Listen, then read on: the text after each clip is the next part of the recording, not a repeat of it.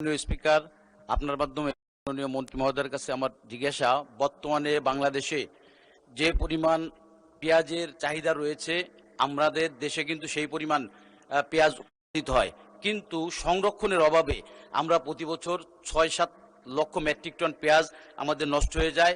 আমি মাননীয় মন্ত্রী মহোদয়ের কাছে আমার প্রশ্ন যে পেঁয়াজ, যেসব অঞ্চলে পেঁয়াজ বেশি করে উৎপাদন হয় সেই সব অঞ্চলের পেঁয়াজ সংরক্ষণের জন্য পর্যাপ্ত পরিমাণ মডেল ঘর, যেটা হলো এয়ার ফ্লো মেশিনের মাধ্যমে মডেল ঘর তৈরি করা হয়।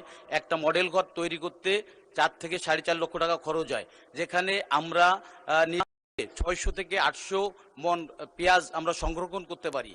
আপনি পর্যাপ্ত পরিমাণ পেঁয়াজ সংরক্ষণের জন্য, যাতে আমাদের ক্রাইসিসের সময় থেকে আমদানি করা না হয়, সেজন্য কোনো জরুরি কোনো ব্যবস্থা গ্রহণ করবেন কিনা মাননীয় স্পিকার, আপনার মাধ্যমে মাননীয় মন্ত্রী মহোদয়ের কাছে আমার জিজ্ঞাসা। ধন্যবাদ মাননীয় স্পিকার। মাননীয় মন্ত্রী। ধন্যবাদ মাননীয় স্পিকার। ধন্যবাদ জানাচ্ছি মাননীয় সংসদ সদস্যকে। একেবারে সঠিক জায়গায় প্রশ্ন করেছেন, সঠিক প্রশ্ন করেছেন। এটা দেশের জন্য একটা বড় ধরনের সমস্যা ছিল। মাননীয় স্পিকারের কথা সত্য, বাংলাদেশে যে পরিমাণ পেঁয়াজ উৎপাদন হয়, বিশেষ করে রাজবাড়ী উপজেলা পেঁয়াজ উৎপাদনের জন্য অত্যন্ত গুরুত্বপূর্ণ একটা জায়গা। যে পরিমাণ পেঁয়াজ উৎপাদন হয়, এই পেঁয়াজ সঠিক সংরক্ষণ করতে না পারাতে 25 থেকে 30% পেঁয়াজ নষ্ট হয়ে যায়। এবং আমাদের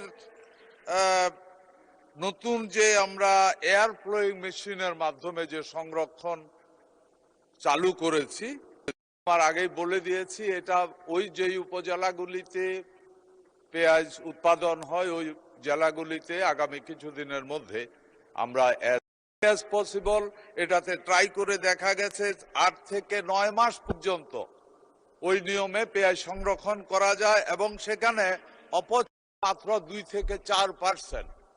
শুধু অপচয়টা যদি রোধ করা যায়, তাহলে পেঁয়াজ একেবারে স্বয়ংসম্পূর্ণ হয়ে যাব। আমরা ওই সংরক্ষণ, ওই মেশিনগুলি, যা এয়ার ফ্লো মেশিন যেটা, এটা 8 থেকে 10,000 আমরা খুব দ্রুততম সময় দেওয়ার ব্যবস্থা করছি। এবং এই মেশিনগুলি আমরা প্রায় 1000 শুধু এই 3টা উপজেলাতে আমরা আগামী সিজনে দেওয়ার ব্যবস্থা করার জন্য আমরা চিন্তা ভাবনা করছি। এটার হয়ে গেছে। আমরা আশা করি এতে করে বাংলাদেশের কৃষক পেঁয়াজ অপচয় থেকে বেঁচে যাবে, এই ক্ষতি থেকে বেঁচে যাবে, এবং বাংলাদেশ পেঁয়াজের স্বয়ংসম্পূর্ণ ইনশাআল্লাহ। ধন্যবাদ আপনাকে মাননীয় স্পিকার। জনাব আতিকুর রহমান মুজাহিদ, কুড়িগ্রাম 2।